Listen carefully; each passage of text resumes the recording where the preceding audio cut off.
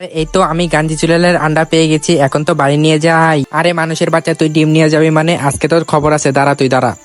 আরে গাঞ্জি চুলের বেটা, তুমি আমাকে মাফ করে দাও। যদি তুই বাঁচার চেষ্টা করিস তাহলে পরে এই ডিম আমাকেও খাওয়াতে হবে। আচ্ছা ঠিক আছে, আজকে তো তোর আমি সুপার হিট অমলেট বানিয়ে খাওয়াবো। আরে বাবারে, আমার ডিম কোথায় গেল? কে নিয়ে গেল আবার?